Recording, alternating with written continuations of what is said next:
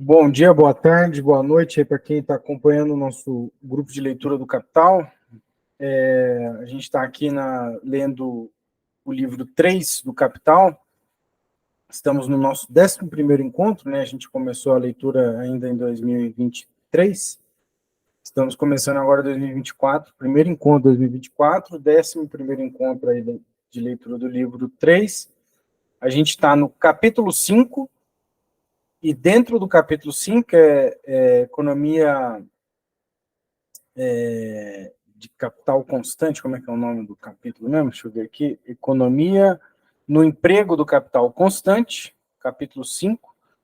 A gente já leu o item 1, o item 2, né, considerações gerais, e esse item 2 fala da negligência das precauções, né, nas condições de trabalho, e agora o item 3, que vai falar dessa economia no emprego do capital constante a partir da geração e transmissão de força motriz nas instalações, né?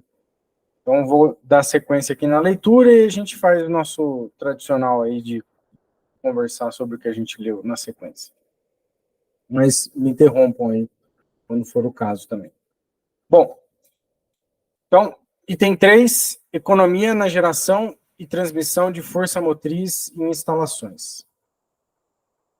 Em relatório de outubro de 1852, Horner cita uma carta do célebre engenheiro James Nasmyth de Patricroft, o inventor do martelo a vapor, na qual ele diz, entre outras coisas, 2 pontos. Aí uma citação direta que o Marx está fazendo, bastante longa, né? Desse texto aqui, desse relatório dos inspetores de fábricas de outubro de 1852, né? O texto diz assim, abre aspas: o público tem pouca ciência do enorme crescimento de força motriz que se alcançou mediante essas mudanças de sistema e aperfeiçoamentos. O Marx faz um acréscimo aqui nas máquinas a vapor. Continuando. Tais como aqueles a que me refiro. A força mecânica de nosso distrito, o distrito de Lancashire, permaneceu sob o pesadelo de tradições temerosas e preconceituosas por quase 40 anos, mas agora estamos felizmente emancipados. Durante os últimos 15 anos, porém, especialmente no curso dos últimos 4 anos, portanto, desde 1848, verificam-se algumas modificações muito importantes no sistema de funcionamento das máquinas condensadoras de vapor. O resultado foi que as mesmas máquinas passaram a realizar uma quantidade de trabalho muito maior, e ainda por cima, com uma redução bastante significativa no consumo de carvão. Durante vários anos, desde a introdução da força do vapor nas fábricas deste distrito, a velocidade com a qual se acreditava poder fazer trabalhar as máquinas condensadoras de vapor era de aproximadamente 220 pés por minuto. Isto é, de 220 pés de percurso de pistão por minuto. Ou seja, que uma máquina de 5 pés de percurso de êmbolo já se achava restringida pelas disposições vigentes a 22 rotações do eixo de manivelas. Não se considerava prudente fazer funcionar a máquina mais rapidamente. E, como todo mecanismo de transmissão estava adaptado a essa velocidade de 220 pés de percurso de êmbolo por minuto, essa velocidade lenta e absurdamente restringida predominou na indústria inteira durante muitos anos. Finalmente, porém, em razão de uma afortunada ignorância do que era prescrito, seja porque prevaleceram as razões de algum audaz e inovador, tentou-se uma velocidade maior e, como resultado fosse extremamente favorável, outros seguiram o exemplo. Deu-se, como se dizia, rédeas largas às máquinas, modificando-se as proporções das rodas principais da engrenagem de transmissão, e tal maquinaria foi geralmente mantida em sua antiga velocidade. Essa aceleração da máquina a vapor é agora quase geral, porque ficou provado que assim não só se obtinha mais força utilizável da mesma máquina, como também, em consequência, do maior momento de inércia do voltante, o movimento era muito mais regular. Mantendo-se constantes a pressão do vapor e o vazio no condensador, obtinha-se uma força maior pela simples aceleração do percurso do êmbolo. Se, por exemplo, fizermos com que uma máquina a vapor que com 200 pés por minuto gera 40 cavalos de força, realizando nela as modificações apropriadas, gere 400 pés por minuto com a mesma pressão do vapor e o mesmo vácuo no condensador, obteremos exatamente o dobro de força. Como a pressão do vapor e o vácuo são os mesmos nos dois casos, o aumento da velocidade não implica um aumento substancial do esforço das diversas partes da máquina e, consequentemente, o perigo de acidentes. Toda a diferença reside no fato de que consumimos mais vapor, ou aproximadamente o mesmo, na mesma proporção da aceleração do movimento do êmbolo. Além disso, produz-se um desgaste um pouco mais rápido dos rolamentos ou das partes submetidas ao atrito, mas praticamente insignificante. Porém, para se obter da mesma máquina uma força maior mediante o movimento acelerado do êmbolo, é preciso queimar mais carvão sobre a mesma caldeira ou utilizar uma caldeira com maior capacidade de vaporização. Em suma, é preciso gerar mais vapor. Foi isso que ocorreu e caldeiras com maior capacidade de geração de vapor foram instaladas nas antigas máquinas aceleradas. Com isso, essas máquinas passaram a fornecer, em muitos casos, 100% mais trabalho. Por volta de 1842, a geração extraordinariamente barata de força mediante máquinas a vapor nas minas de Cornwall começou a despertar a atenção. A concorrência na fiação de algodão forçou os fabricantes a buscar nas economias a fonte principal de seu lucro. A diferença notável no consumo de carvão por hora e nos cavalos vapor gerados pelas máquinas de Cornwall, assim como o desempenho extraordinariamente econômico das máquinas de 2 cilindros de Wolff, levaram para o primeiro plano, em nossa região, a economia de combustíveis. As máquinas de Cornwall e as máquinas de 2 cilindros forneciam um cavalo vapor por hora de 3,5 até 4 libras de carvão por máquina, enquanto as máquinas dos distritos algodoeiros consumiam, em geral, 8 ou 12 libras por cavalo vapor por hora. A diferença tão significativa levou os fabricantes e os construtores de máquinas de nosso distrito a obter, por meios similares, resultados tão extraordinariamente econômicos como os que já eram habituais em Cornwall e na França, pois ali o alto preço do carvão forçara os fabricantes a restringir o máximo possível esse oneroso ramo de seu negócio. Isso conduziu a resultados muito importantes. Em primeiro lugar, um número elevado de caldeiras, metade de cuja superfície ficava exposta ao ar frio, exterior aos bons e velhos tempos dos altos lucros, passaram a ser cobertas com grossas capas de feltro, ladrilhos, argamassa ou outros materiais, impedindo, assim, a irradiação do calor gerado a tão alto custo. Do mesmo modo, cobriram-se com feltro e madeira os tubos condutores de vapor, assim como os cilindros. Em segundo lugar, deu-se início ao uso da alta pressão. Até esse momento, a válvula de segurança era regulada de modo a abrir-se já quando se atingia 4, 6 ou 8 libras de pressão por vapor por polegada quadrada. Descobriu-se, então, que elevando a pressão a 14 ou 20 libras, obtinha-se uma economia muito significativa de carvão. Em outras palavras, o trabalho da fábrica passou a ser realizado com um consumo significativamente pequeno de carvão. Aqueles que dispunham dos meios e da sagacidade para tanto, empregaram em toda a sua extensão o sistema da pressão aumentada e da expansão e instalaram caldeiras construídas para fornecer vapor numa pressão de 20, 30, 40 e 70 libras por polegada quadrada. Uma pressão que faria desmaiar de vapor um engenheiro da antiga escola. Mas como o resultado econômico dessa pressão aumentada do vapor não tardou a se apresentar na inconfundível forma de libras esterlinas, shillings e pence, o uso de caldeiras de alta pressão em máquinas condensadoras tornou-se quase geral.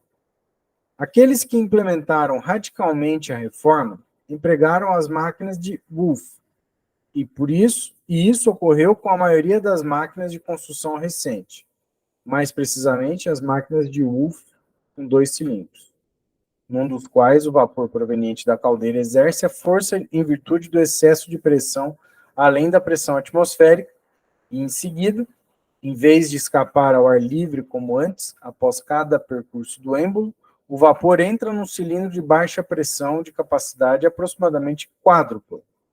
Depois de ter realizado ali uma nova expansão, é conduzido até o condensador. A economia que se obtém com esse tipo de máquina é o rendimento de 1 cavalo-vapor por hora, cada 3,5 até 4 libras de carvão, enquanto nas máquinas do sistema antigo eram necessárias de 12 a 14 libras para isso. O engenhoso dispositivo permitiu aplicar às máquinas mais antigas, já existentes, o sistema de Wolff do duplo cilindro, ou da máquina combinada de alta e baixa pressão, aumentando assim os rendimentos e, ao mesmo tempo, diminuindo o consumo de carvão. O mesmo resultado foi obtido durante os últimos 8, 10 anos, ao combinar uma máquina de alta pressão com uma condensação, de tal modo que o vapor consumido pela primeira passa à segunda, impulsionando-a. Esse sistema se revela útil em muitos casos. Fecha aspas, mas tem ainda mais um trecho de citação aqui que continua. Não seria facilmente possível obter um detalhe exato do aumento do rendimento do trabalho das mesmas e idênticas máquinas a vapor, nas quais foram implementados alguns desses novos aperfeiçoamentos, ou todos eles. Porém, estou seguro de que, pelo mesmo peso de maquinaria de vapor, obtemos agora, em média, um mínimo de 50% a mais de serviço ou de trabalho, e que, em muitos casos, a mesma máquina a vapor, que na época de velocidade limitada a 220 pés por minuto, rendia 50 cavalos vapor, rende hoje mais de 100. Os resultados extremamente econômicos obtidos com o emprego do vapor e da pressão nas máquinas de condensação, assim como as exigências muito maiores feitas às antigas máquinas de vapor com o fim de ampliar o negócio, conduziram nos últimos 3 anos à introdução de caldeiras tubulares, desse modo, a uma significativa redução dos custos de geração de vapor. Encerra aqui a citação longa que o Marx faz do relatório dos inspetores de fábricas de outubro de 1852. E aí o Marx, voltando para ele, o que vale para as máquinas geradoras de força motriz, vale também para as transmissões dessa força e para a maquinaria de trabalho. Aí volta uma outra citação, que é o informe de Redgrave, né? Abre aspas. Os passos acelerados com que se desenvolveram os aperfeiçoamentos da maquinaria nos últimos poucos anos permitiram aos fabricantes expandir a produção sem força motriz adicional. A utilização mais econômica do trabalho se tornou necessária em razão do encurtamento da jornada de trabalho e, na maior parte das fábricas bem dirigidas, procura-se continuamente uma maneira de aumentar a produção com um gasto menor. Tenho diante de mim um informe que devo à gentileza de um senhor deveras inteligente de meu distrito acerca da quantidade e da idade dos trabalhadores empregados em sua fábrica, das máquinas utilizadas e dos salários pagos desde 1840 até hoje. Em outubro de 1840, Sua firma empregava 600 trabalhadores, dos quais 200 tinham menos de 13 anos. Em outubro de 1852, ela empregava apenas 350 trabalhadores, dos quais apenas 60 tinham menos de 13 anos. Com exceção de algumas poucas fábricas, havia o mesmo número de máquinas em funcionamento, e a mesma soma foi gasta em salários em ambos os anos. Voltando para o Marx, os aperfeiçoamentos da maquinaria só revelam a plenitude de seus efeitos quando tal maquinaria é instalada em edifícios novos edifícios fabris, dispostos para essa finalidade. Aí mais uma citação, né, dos relatórios dos inspetores de fábricas de 1863, abre aspas, com relação aos aperfeiçoamentos na maquinaria, devo observar que se realizou um grande progresso, sobretudo na construção de fábricas apropriadas ao emprego dessa nova maquinaria. No andar térreo, torço meu fio e apenas ali instalo 29 mil fusos de torcer. Somente nesse recinto e no galpão, já obtenho uma economia de trabalho de pelo menos 10%.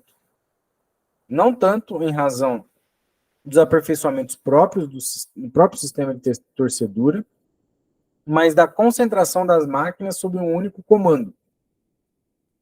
E posso mover o mesmo número de fusos em um único eixo de transmissão, o que me proporciona uma economia de 60% a 80% em transmissão de força em comparação com outras firmas. Ademais, com isso obtenho uma grande economia de óleo, graxa, etc. Em suma, com a instalação aperfeiçoada da fábrica e o melhoramento da maquinaria, poupei, calculando por baixo, 10% em trabalho. E, além disso, realizei grandes economias em matéria de energia, carvão, óleo, graxa, eixos de transmissão, polias e etc. Bom, terminamos aqui o item, né? O item 3, basicamente as citações, né, que o Marx colocou aqui, mas citações de relatos, né, sobre o uso da maquinaria, como esse uso da maquinaria, se eu entendi corretamente, vai se desenvolvendo e vai sendo aprendido, né, como, inclusive, essa maquinaria poderia ser melhor bem empregada e se ela fosse até utilizada, no caso, de maneira mais veloz, ele vai dizer, uma máquina lá, se descobriu, né, que economizava carvão, né, e agora também aqui relatando essa economia no emprego do capital constante, né. Bom, não sei se vocês gostariam de comentar alguma coisa, colocar algum ponto, avançamos, continuamos, o que me dizem? Só queria fazer um comentário bem rápido, assim, porque é mais um tom de dúvida, assim mesmo. Porque aqui, assim, mais especificamente, eu acho que o Marx está preocupado com a economia que ele fala, né, do mecanismo de transmissão, né, até relembrando aquela divisão do sistema de máquinas que ele faz lá no capítulo 13 do livro 1, né, falando dos braços mecânicos, o sistema de máquinas é dividido nos braços mecânicos, no mecanismo de transmissão e na força motriz, né, na fonte de energia para movimentar todo o sistema de máquinas. E aqui, especificamente, ele está querendo demonstrar que há uma economia no mecanismo de transmissão, né, da força motriz até os braços mecânicos. Eu, assim, só, né, lendo o relato dele aqui, é claro que ele está se referindo a um tipo muito específico de fábrica e tal, mas eu, assim, por exercício mesmo, fico pensando o que seria a forma contemporânea desse mecanismo de transmissão do sistema de máquinas, sabe? Dúvida mesmo, assim, como que a gente pode pensar em termos contemporâneos, assim, sabe? Eu acho que, claro, isso exigiria um certo conhecimento técnico, assim, mas, enfim, só queria colocar na forma de dúvida, assim.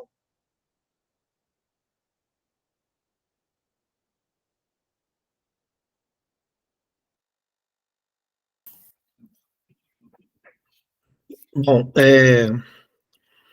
acho que eu estou indo um pouco enferrujado aí do final do ano, mas Eu achei que esse é um tema que dá para ser bem mais explorado, né? Porque o Marx aqui ele não desenvolve muitas ideias, ele só coloca aqui basicamente alguns relatos, né, de terceiros dizendo desse economia, porque e lembrando que a gente está, acho que um pouco nesse capítulo ele está falando, olha, é, a gente tem uma redução do valor do capital constante e aumenta relativamente o capital variável, né? Então, nesses capítulos ele vai mexendo nessas proporções entre o valor e tal.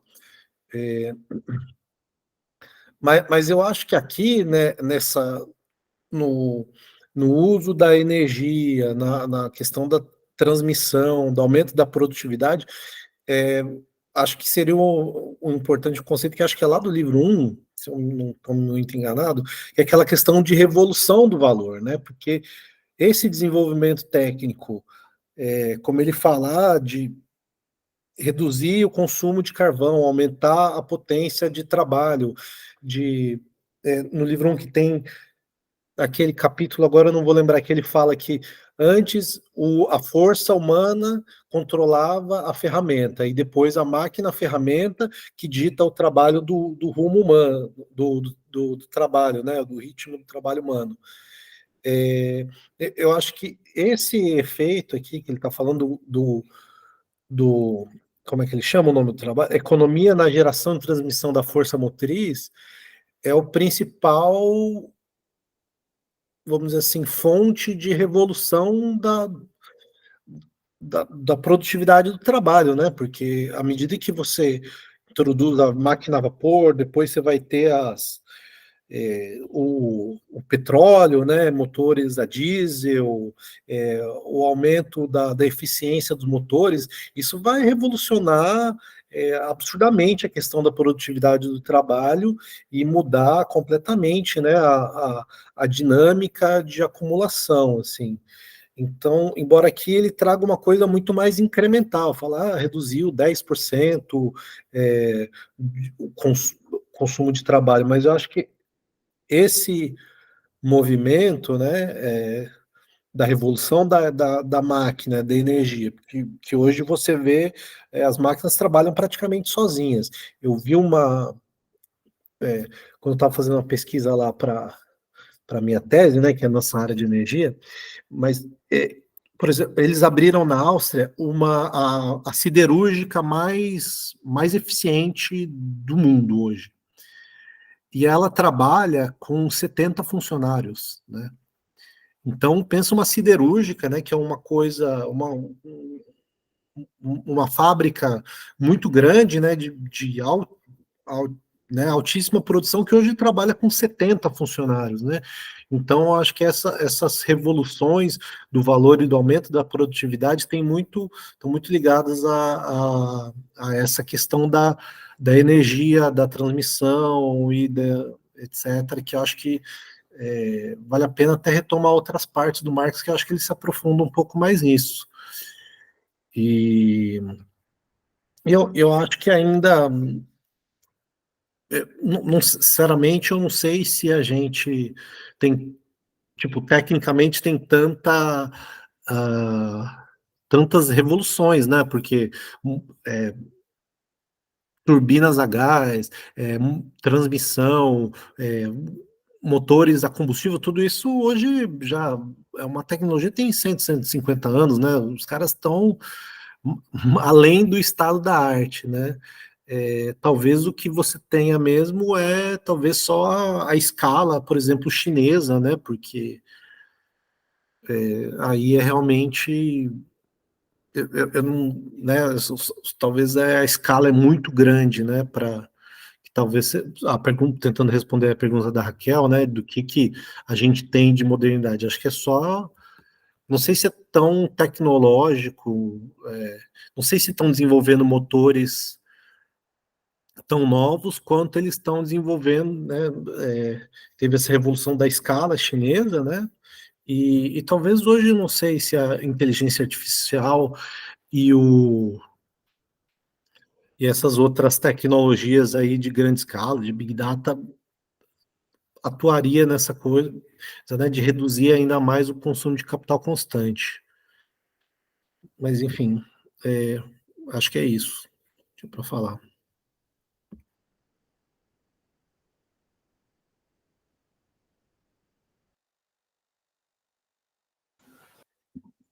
Bom, não sei se o Arlen ou o Leonardo querem fazer algum comentário, mas eu vou aproveitar também aqui a Raquel chamou a atenção, se não me falha a memória, para 3 partes da grande indústria, né, ou da maquinaria. Eu não sei se era Sistema de máquinas. Setor de máquinas. Sistema de máquinas. Sistema de máquinas, que seria a força motriz, né? Era isso aqui que você está falando, a transmissão e a maquinaria de trabalho. Qual que eram os 3 elementos que você tinha falado mesmo? Isso é que, assim, eu vou te falar que eu não sei como é que está traduzido na Boitempo, né? Mas pelo menos a civilização brasileira, lá, capítulo 13 do livro 1, lá o Marx fala, né? As máquinas ferramenta, né? Que deve ser isso. Não sei se é exatamente maquinaria de trabalhar, é o braço mecânico da máquina, né? Que é o que, digamos assim, o trabalhador da manufatura com a sua ferramenta vai se transformar, digamos assim, no braço mecânico da máquina. Esse braço mecânico ele está ligado a um motor, a uma força motriz, através do sistema de transmissão. Então, é o braço mecânico, o sistema de transmissão e o motor, né? Eu concordo com o Caio, assim, eu acho que em termos de motor, assim, talvez não tenha tido, bom, a gente sabe de algumas evoluções, mas é que, assim, a minha pergunta é mais, assim, porque a gente conhece um pouco mais a evolução, tipo, dos combustíveis que são utilizados, dos motores que são utilizados, dessa própria operação dessas máquinas ferramentas ali, a gente consegue ver a evolução disso. Eu acho que Big Data, inclusive, é o que substitui a máquina ferramenta. Mas o mecanismo de transmissão eu acho uma coisa meio nebulosa de se pensar em termos contemporâneos, assim. Seria, sei lá, a capacidade de transmissão, assim, por 5G, sei lá, eu não sei. Eu realmente não sei dizer o que é o aspecto contemporâneo do mecanismo de transmissão, entendeu? Enfim, é mais uma dúvida mesmo, assim, até se fosse para continuar a contar a evolução, assim, do que o Marx tá vendo aqui. Não entendi. Mas eu acho que essa discussão aí, apesar de ser um tanto quanto de outro tempo histórico, né, técnico que o Marx está falando, né, do que a gente vive hoje, mas acho que é possível fazer esses paralelos e pensar o que seria hoje a atualização, né? Mas, de certo modo, o que ele está mostrando aqui me parece que é um próprio aprendizado com a tecnologia, né? O próprio emprego da tecnologia no tempo vai também gerando certos aprendizados de como melhor dispor o maquinário, de como melhor as fábricas estarem, digamos, organizadas, né? Tem um elemento que ele coloca aqui nessa última citação que ele faz, que com relação aos aperfeiçoamentos na maquinaria, né?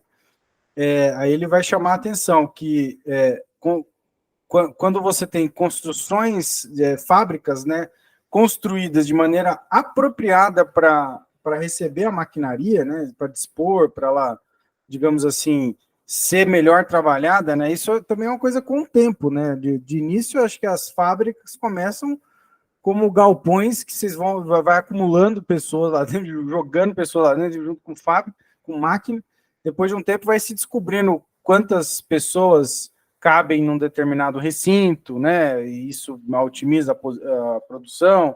Quantas pessoas precisariam operar uma determinada máquina, né? Acho que tem um elemento disso também, né? Um certo aprendizado, à medida em que o próprio emprego. Só que esse aprendizado da máquina também ela chega a um determinado limite, né? Você tem. Não são revoluções de valor, mas tem transformações técnicas, né? Que acabam mudando a própria configuração espacial da fábrica, né? Hoje em dia já se fala em fábricas menores, né? Ou com uma disposição distinta do que eram as fábricas dos anos 50. Acho que o Caio chamou atenção para isso, uma siderúrgica que tem apenas 70 pessoas trabalhando, né? É um negócio meio, assim, impressionante, né? Então, assim, ela tem uma automatização muito grande. É claro que o tamanho dessa fábrica, a disposição também se muda com isso, né? Enfim, só esse ponto. Acho que o Arlen levantou a mão. Arlen, por favor, tá com você. Era só para socializar essa parte que a Raquel falou do livro 1. Eu estou com a edição da Boitempo. Eu até grifei essa parte quando eu estava lendo para a dissertação, não sei se eu utilizei, mas está grifado aqui, ó. Está na página 446, a edição da Boitempo, 447. Toda maquinaria desenvolvida consiste em 3 partes essencialmente distintas: a máquina motriz, o mecanismo de transmissão e, por fim, a máquina-ferramenta ou a máquina de trabalho. Aí, logo na sequência, ele vai descrever o que é cada uma, né? A gente estava discutindo o mecanismo de transmissão, né? Vou ler tudo rapidamente aqui, aí a gente vê cada uma, né? A máquina motriz atua como força motora do mecanismo inteiro. Ela gera sua própria força motora, como a máquina a vapor, a máquina calórica, a máquina eletromagnética, etc. Ou recebe o impulso de uma força natural já existente externa a ela, como a roda d'água recebe a da queda d'água, as pás do moinho, do vento, etc. O mecanismo de transmissão, composto de volantes, eixos, rodas dentadas, polhas, hastes, cabos, correias, mancais e engrenagens dos mais variados tipos, regula o movimento, modifica sua forma onde é necessário, por exemplo, de perpendicular em circular, e o distribui e transmite à máquina-ferramenta. Ambas as partes do mecanismo só existem para transmitir o movimento à máquina-ferramenta, por meio do qual ela se apodera do objeto de trabalho e o modifica conforme a uma finalidade. Aí o Marx descrevendo essas partes, né, vamos dizer, do sistema da maquinaria, como a Raquel disse, né, gosta daquela expressão que o Marx usa, né, o monstro mecânico, máquinas e ossos, né, vamos dizer assim, mas é isso. Né, eu acho que, né, nessa discussão aqui a gente está discutindo, né, esses elementos mesmo, né, e aí esse mecanismo da transmissão aí é um mecanismo importante, né, que já é ele que, vamos dizer, vincula essa força motriz toda ao sistema aí da máquina-ferramenta que vai operar aí, a processar o produto final, né. Era isso, só para contribuir aí com a discussão que a Raquel levantou, que é uma discussão muito pertinente. Estava tentando encontrar aqui no livro 1 enquanto você falava, mas não fui capaz de encontrar imediatamente aqui. Mas, enfim, tá no capítulo 13 aí do livro 1 que Isso, está logo na segunda página e na terceira, na edição física. Deve ser a mesma coisa aí na edição online. Pulou a primeira página, já no final. Último parágrafo daqui, aqui na edição física, último parágrafo da segunda página que começa. Na edição online deve estar... Aí já modifica, né? Mas deve ser a mesma coisa. Último parágrafo da segunda página da edição online também. Tá, deixa eu... Estava tentando aqui, meu computador deu uma pequena travada, aí eu estou meio impossibilitado de fazer qualquer coisa, mas já vai voltar ao normal. Aí, voltou. Então, peraí. Capítulo 13.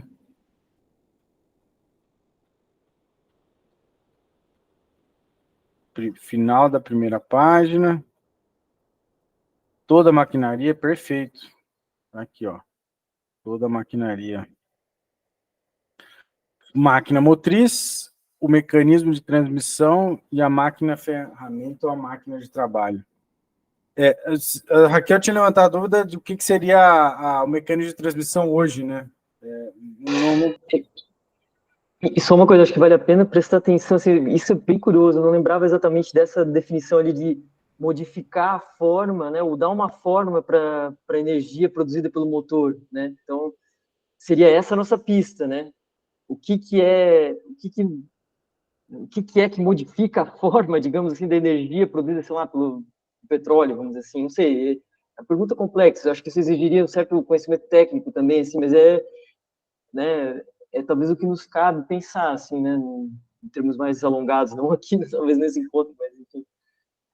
Não, mas eu acho que, nesse sentido, vamos dizer assim, máquina motriz é efetivamente o motor, e daí ele pode ser de diversas... Essas categorias, elas se mantêm, né? A máquina motriz, vamos dizer, o motor elétrico, o motor a diesel, o motor a carvão, né? Que ele está falando basicamente aqui ainda é praticamente tudo carvão. Até petróleo é do final 1890. Então, está falando de carvão. Mas isso não se muda, ele vai ser substituído dentro do sistema por um motor a petróleo, um motor elétrico, etc. Mecanismo de transmissão é aquilo que vai transferir a força gerada do motor, então, para a máquina-ferramenta, né? Então, que a máquina-ferramenta é aquilo que efetivamente, vamos dizer assim, atua sobre a matéria-prima. Ele dá o exemplo do martelo. Imagina, então, que você tem sei lá, o fio, né, que está fazendo a fiação, tem o que ele fala, os fusos, né? O fuso é uma coisinha que gira e transforma o algodão puro num fio, né? Ele vai sendo feito de uma coisa mais grossa para uma mais fina, etc. Esse conceito não vai mudar, o que vai mudar, vamos assim, ele vai se modernizar, vai deixar de ser um motor a carvão para ser um motor a diesel, para ser um motor elétrico. O mecanismo de transmissão são as engrenagens que vão chegar isso até o ponto final. Então, se for hoje numa fábrica de fios, não vai ser igual ao do século XVIII, mas vai ser assim, a gente vai olhar, a gente que não é, até que se a gente olhasse para um e para outro, a gente ia falar, é totalmente diferente, mas eu acho que os conceitos físicos são os mesmos, né?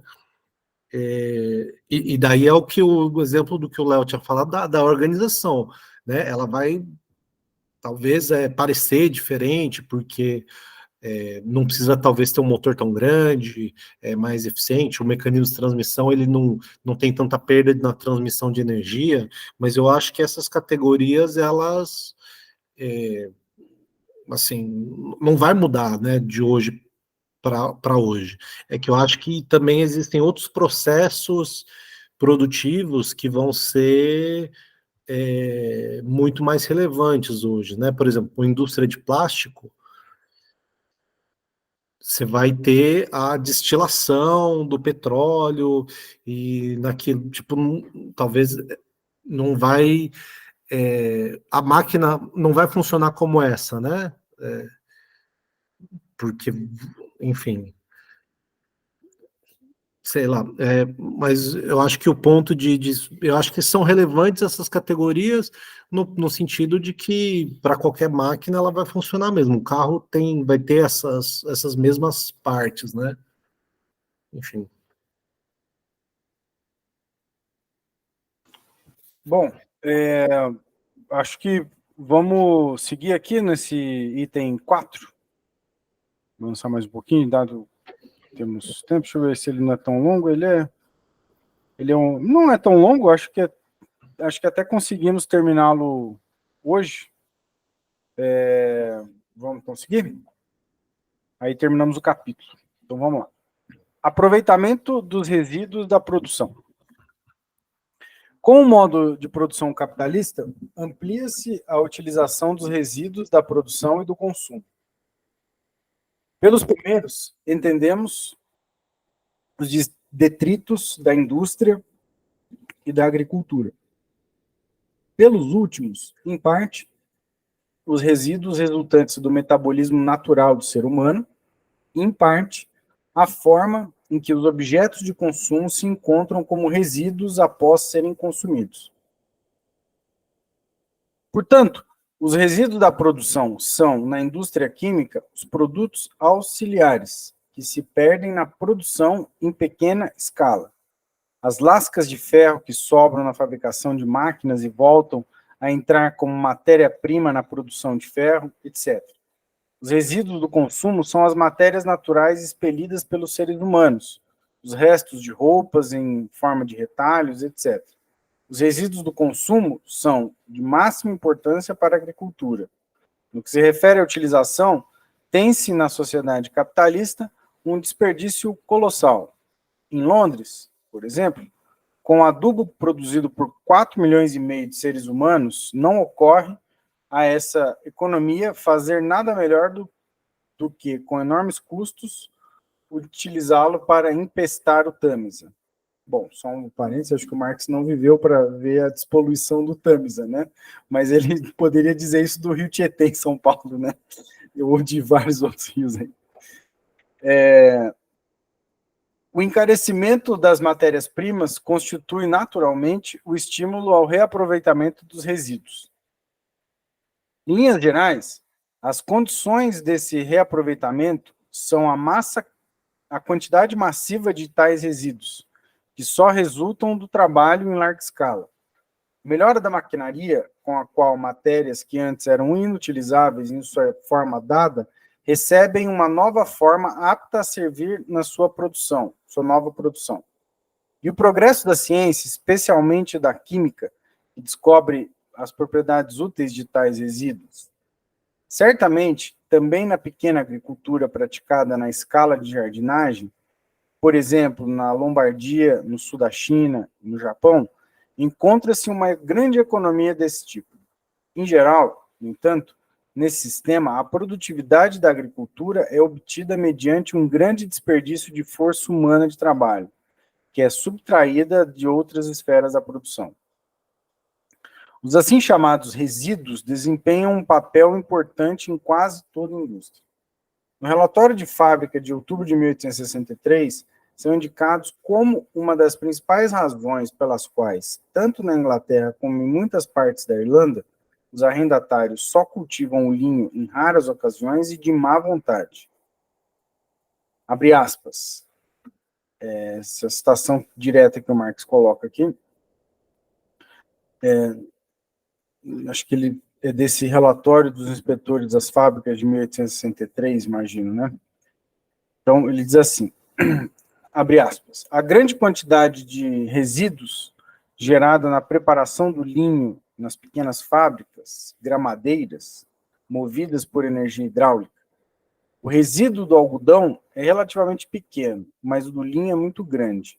Um bom tratamento no processo de maceração e emprego de gramadeiras mecânicas para reduzir significativamente essa desvantagem.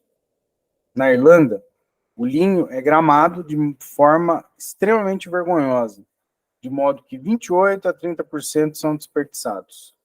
Fecha aspas. Marx. Tudo poderia ser evitado mediante o uso de uma maquinaria melhor. A estopa que sobrava como resíduo alcançava quantidades tais que o inspetor de fábricas diz,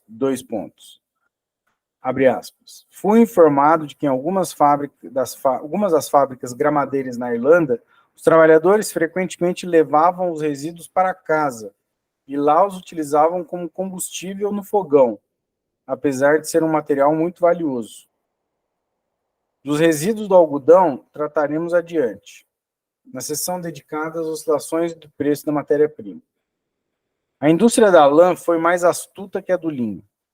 Aí abre aspas, no relatório dos inspetores de manufatura, de fábricas, perdão, de dezembro de 1863.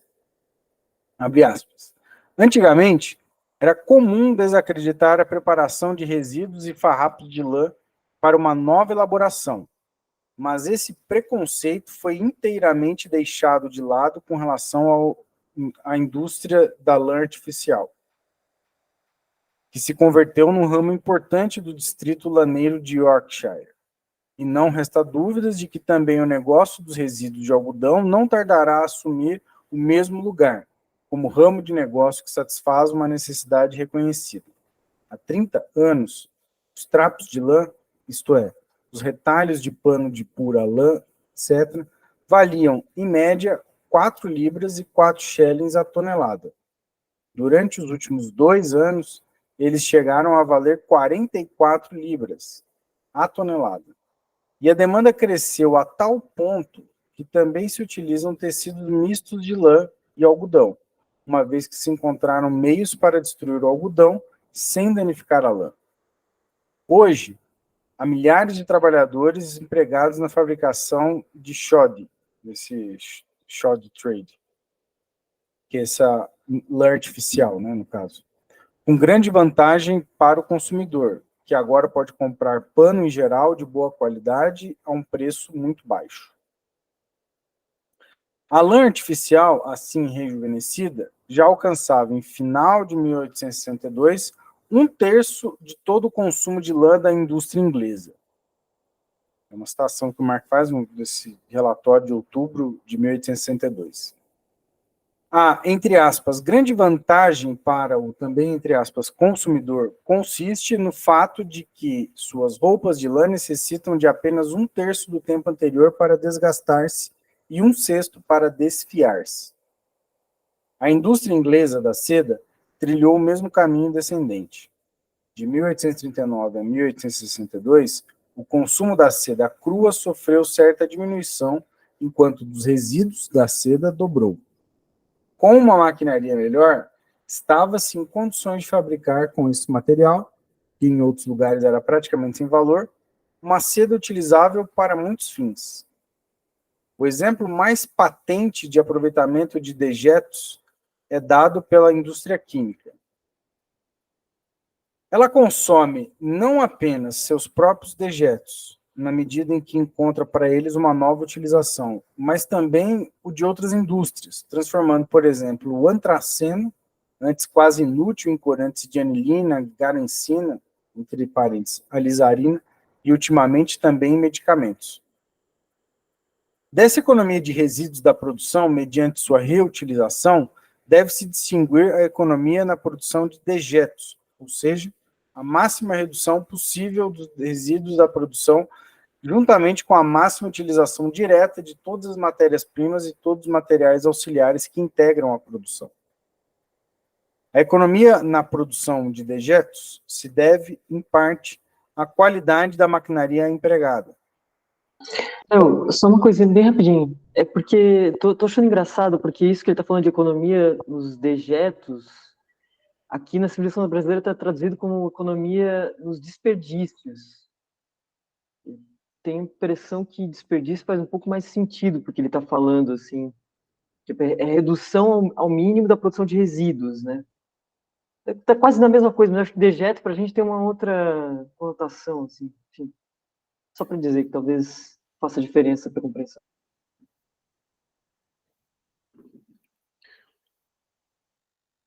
Então, mas só nesse ponto, acho que assim, desperdício, na minha cabeça, por exemplo, imagina que você, sei lá, corta um pedaço de aço ou de alumínio, né, e sobra aquela, vamos dizer, essa rebarba, né, daquilo que seria para mim um desperdício.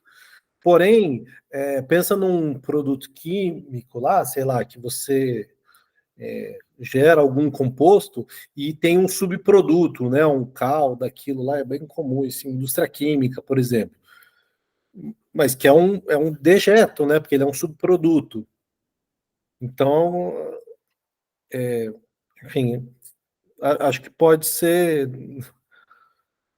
nesse ponto, não é necessariamente um desperdício, né, porque ele é um subproduto do processo produtivo, que é diferente do tipo, hoje eu, né, enfim. E daí, nesse caso, dejeto é a palavra correta, só... Acho que faz sentido, sim. Como subproduto faz sentido. É porque eu acho que talvez gera uma confusão, porque ele falou de dejeto lá em cima sobre dejetos humanos, né? E aí aqui agora ele está falando de dejetos, mas não é o mesmo dejeto que ele está fazendo lá atrás, ele é de outra coisa, né? É um subproduto do processo produtivo, né? Então, aí acho que gera essa... Mas, enfim. São isso que sobra, né? Digamos, essa rebarba aí que ele estava falando, esses outros elementos que são subprodutos aí. Então, continuando, a economia na produção de dejetos, né, subprodutos do processo produtivo, se deve, em parte, à qualidade da maquinaria empregada. Óleo, sabão, etc., são economizados na mesma proporção em que as partes da máquina são trabalhadas com maior exatidão e são mais bem polidas. Isso no que diz respeito aos materiais auxiliares. Em parte, porém, isso é o mais importante, depende da qualidade das máquinas e das ferramentas empregadas. Uma parte maior ou menor de matéria-prima se transforma em dejetos ao longo do processo de produção. Seja perdida, né? Por último, depende da qualidade da própria matéria-prima, a qual, por sua vez, é condicionada, em parte, pelo desenvolvimento da indústria extrativa e da agricultura que produzem essa matéria-prima. Abre parênteses. Do progresso da cultura em sentido próprio, fecha parênteses. Em parte pelo aperfeiçoamento dos processos que a matéria-prima perfaz antes de ingressar na manufatura. Aí só essa última citação aqui, né, e termino não, ainda tem mais um item ainda nesse capítulo, mas termina esse item. Então, abre aspas, é uma citação desse livro, do Rod de la Malle, Economia Política dos Romanos, de 1840. Abre aspas. Parmentier demonstrou que, desde uma época não tão distante, por exemplo, desde o tempo de Luís XIV, a arte de moer o grão se aperfeiçoou na França de maneira muito significativa, de modo que os novos moinhos, comparados aos antigos, podem fornecer até 50% a mais de pão a partir da mesma quantidade de grão. Com efeito, calculou-se para o consumo anual de um habitante de Paris 4 setiers de grão, inicialmente. Em seguida, 3. E, por fim, 2. Hoje ele chega a apenas 1 1/3 de setier, cerca de 342 libras por cabeça. Em Perche, onde vivi por muito tempo, os moinhos pessimamente construídos, equipados com mós de granito e basalto, foram reconstruídos segundo as regras da mecânica, que teve grandes progressos nos últimos 30 anos. Dotaram-lhes de boas mós de La Ferté. Passou-se a moer 2 vezes o grão, conferiu-se um movimento circular à peneira, e o produto em farinha aumentou em 1/6 para a mesma quantidade de grão. Compreendo facilmente, portanto, a enorme desproporção entre a quantidade diária de grãos consumida pelos romanos e por nós. A razão disso está simplesmente na imperfeição das técnicas da moenda e da panificação. Devo explicar também um fato notável citado por Plínio, livro 18, capítulo 20, item 2. Em Roma, a farinha era vendida segundo sua qualidade, 40, 48 ou 96 ases homódios. Esses preços tão elevados, em comparação com os preços contemporâneos do grão, explicam-se a partir dos moinhos imperfeitos que naquela época ainda se achavam em suas versões mais simples e dos consideráveis custos de moenda daí derivados. Bom, terminamos aqui o item 4, né, que é sobre a questão dos resíduos, né? E, bom, acho que não sei se tem tantas coisas para serem comentadas ainda, mas só mencionaria, né, e passo a palavra para se alguém quiser comentar alguma coisa, o fato de que a própria exigência do capital em estar permanentemente produção ampliada, né, em reprodução ampliada, vamos dizer assim, né, coloca vamos dizer assim, uma exigência por um controle de resíduos, por um aperfeiçoamento de técnicas, etc. Né? Isso é claro que também vai se descobrindo uma série de subprodutos, né? Eu acho que tem vários, questão da indústria química aparece até no exemplo, né? Mas tem uma dessas novidades que aí talvez teria mais a ver com o próximo item que o Marx vai dizer, mas eu acho que também tem a ver com a coisa de resíduo, né? Porque, por exemplo, o nylon, né? O nylon é utilizado em vários processos industriais. E em vários desses processos industriais também ele vai ser resíduo, né? Esse resíduo do nylon, que inicialmente não foi desenvolvido para ser corda de violão ou de instrumentos musicais, né, muito provavelmente vai estar associado com o surgimento até de uma outra indústria, né, vai ser aplicado até produtivamente em outro produto, como, por exemplo, fazer cordas de instrumentos musicais, né. Eu acho que isso está presente em vários outros produtos, né, então essa coisa de aproveitar resíduo, no sentido de que tem que, digamos, maximizar a produção, a produtividade, né, e o tempo inteiro, né, isso é uma exigência da reprodução ampliada do capital, acho que acaba dando, seja isso, o Marx está chamando a atenção. Bom, o Leonardo Domingos levantou a mão, por favor, está com você a palavra. Lendo esse capítulo é curioso, porque a gente também vive num momento do lixo absurdo, né? Proliferação do lixo absurdo. E é curioso Marx pensando que essa produção diminuiria o desperdício, mas a gente tem também um aumento do desperdício ao mesmo tempo, desperdício de alimentos, por exemplo, né? Alimentos que não são consumidos, desperdício de moradias, por exemplo, condomínios, casas, prédios sem habitantes. Então, assim, pululam os exemplos de desperdício, curiosamente.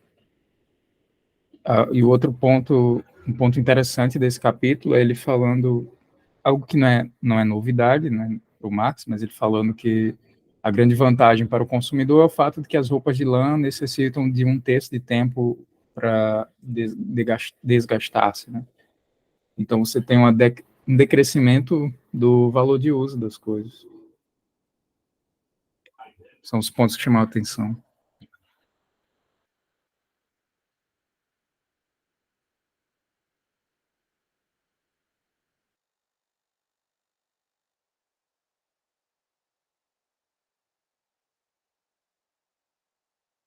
Eu estava tentando encontrar essa parte que você falou aí de 1/3, aí reduz, eu não estou encontrando aqui. Aqui está a página 143. Ah, tá. Então, peraí. Tá logo depois da penúltima citação, esse é o parágrafo que vem depois da penúltima aí. Aí. Ah, sim. Essa lã artificial aqui, né? Que ele está comentando, o surgimento disso aí, né? Mas eu acho que só um detalhe, assim, que eu ouvindo o Leonardo comentar, eu me pensei aqui que acho que essa questão do desperdício, vamos dizer, a nível social, digamos, da produção capitalista, eu acho que é uma coisa, aqui ele está falando de outra coisa, ele não está exatamente pensando a nível da produção de lixo, ele está pensando como da lógica do capital, né? Dentro da lógica do capital. E dentro da lógica do capital talvez isso até seja uma das contradições, né? Pensar em como monetizar a perda ou reduzir a perda, né? E como ela pode, na verdade, deixar de ser uma perda e se tornar, na verdade, uma redução no valor do capital constante, né? Que é o que o Marx está falando aqui nesse capítulo, é uma coisa presente o tempo inteiro, né? E do ponto de vista do capital, ele vai até fazer isso mesmo, né? Mas aí você chama atenção para a coisa, né, de que se a gente olha a produção capitalista a nível da totalidade social, né, o que ela produz é muitos, vamos dizer assim, maus usos, né, da própria dos recursos, etc, em muitas dimensões, né, desperdício de alimentos e assim vai, né? Pode falar. Sim, perfeito. Acho que o exemplo bom que ele dá é da questão do trigo, né? O desperdício da moagem, né? Moagem de trigo, que vai encarecendo o pão, dificultando o consumo dos grãos e, de repente, uma eficácia maior faz com que você consiga consumir mais, baratear. É bem isso mesmo. O uso social é que é outra coisa. Até porque, né, é uma produção destinada ao lucro, né? Não é a satisfação das necessidades humanas, né? Então, e como se eleva a produtividade, né? Como ele demonstra, sempre se produz mais, né? E aí você tem um desperdício, né? Porque o cara prefere jogar fora o leite lá, né? Aquela história do leite, do que socializar o leite com quem tá, com as crianças que estão querendo leite, com quem está precisando de leite. Mas eu também entendi nesse sentido que o Léo coloca, né? Eu acho que é a economia em meios de produção, né? No sentido do capital constante, né? Para, né, elevar a taxa de lucro, né? Que eu acho que é a linha, o fio condutor da análise de todos os capítulos precedentes, vai ser da agora para frente, né? O que o capitalista faz para elevar a taxa de lucro, né? E aí esse elemento aí do barateamento, da reutilização, vamos dizer, da reciclagem, dessa coisa toda, né? A gente pode, por exemplo, na indústria da siderurgia, tem, né, você vê muito ferro, mas aí você tem os ferros velhos que reaproveitam ali aquele ferro, derrete, revende, né? Você vê todo esse movimento aí da reciclagem, né, dos coletores de materiais aí recicláveis e tudo mais, né? Acho que é nesse sentido mesmo, de dentro da indústria ali, o que o capitalista faz para poder elevar a taxa de lucro dele ao mínimo custo possível, né? Eu acho que esse capítulo inteiro é construindo. É do Engels, né, esse capítulo, né? Acho que tem as partes do Engels e do Marx, não é isso? E vai mostrando isso, vai ficando assim, muito claro às vezes também, né? Algumas questões que aparecem, inclusive para nós de esquerda, né? Não, temos que tal. Não sei o quê. Eu acho que tem questões válidas, são essas questões que o Léo levanta, né? Da questão ambiental mais geral, desperdício. Mas tem algumas questões, às vezes, que a gente vai assim, sabe, no, não sei até que ponto a gente não está pensando com a cabeça do burguês, assim, é uma dúvida que eu tenho.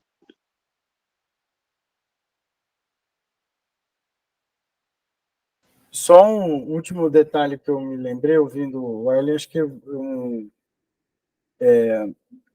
um exemplo até a nível mais pessoal, mas que é interessante para como o capital ele incorpora essa coisa da perda, do dejeto, né, do subproduto, né, e como isso tem a ver com digamos, as formas, vamos dizer assim, que vai se desenvolvendo as técnicas, né, entre aspas, de lucratividade, né.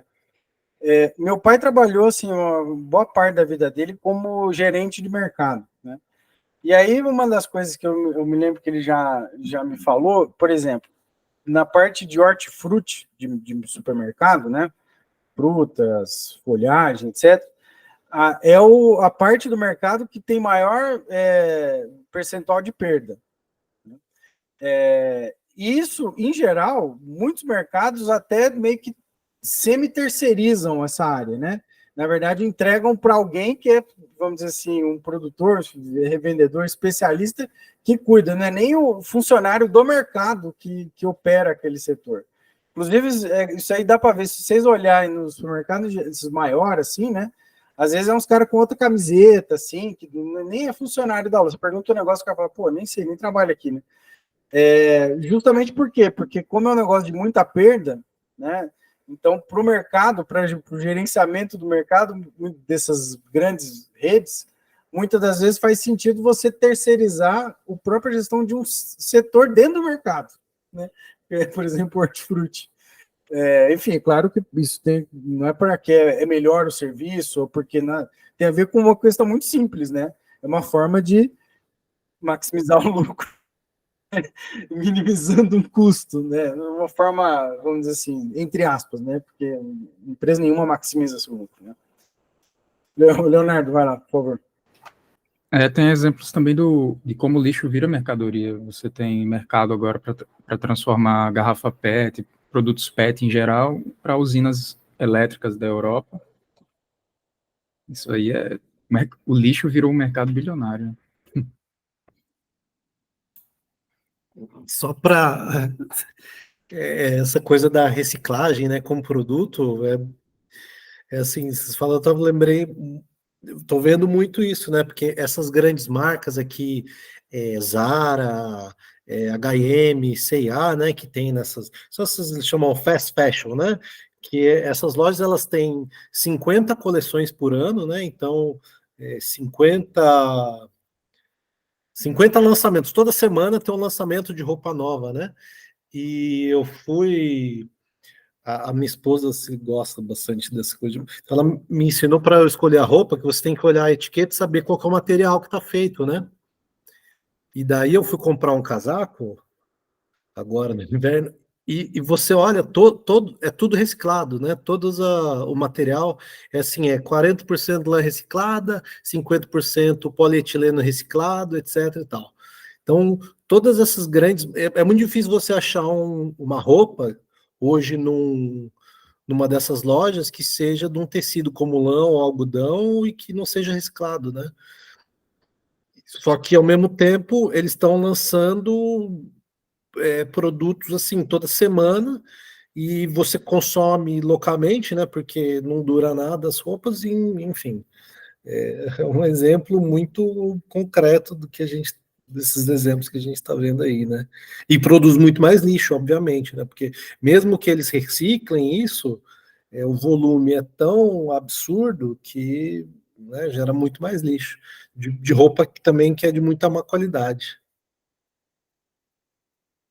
Aquela Aquilo, garrafinha né? de água reciclada mesmo. É coisa mais horrível do que aquilo. Parece um copo de plástico. Você pega o negócio e amassa. É horrível.